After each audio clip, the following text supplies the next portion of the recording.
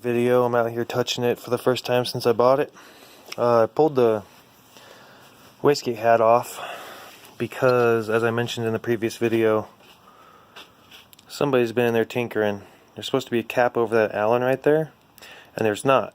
So that tells me that somebody's been tinkering with the boost. Basically, you turn that down, it pushes down on that, right? Well, that is connected to this spring, which is sitting here, okay? So the more you push down that spring, the harder it is for the wastegate to open and close, okay? So what happens on a lot of these cars is they're, 30 years old practically at this point. These diaphragms here, it's kind of like the spider on a speaker as far as like the material that's used. Let's see if I get some focus. And they'll rip, and you'll know it because it'll just run like all hell. But this still has a good seal. You can actually hear the vacuum.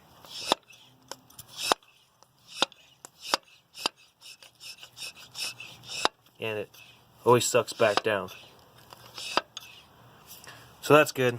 Something else I noticed is the spring is not factory.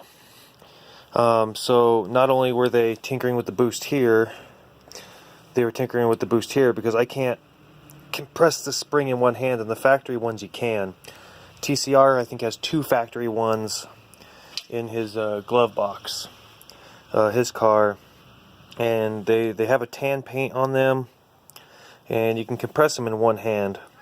At least that's what I remember. I don't have any stock springs here to compare against. I've only got like giant drug addict ones.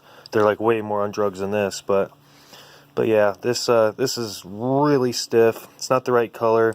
It's too short. The stock ones are a little taller, but they're really easy to squeeze. So this is not stock. That's not stock. That's why we're getting an overboost condition. I've got a Samco hose here, which tells me that somebody was running some higher boost, because as soon as you're trying to boost up, these things just explode. This hose is here. So, curiouser and curiouser. But either way, I made the decision I'm going to pull this motor out of this car and go ahead and just toss her in the wagon here. Why register this thing and drive it for a few months when ultimately I'm just going to register and drive this thing anyway.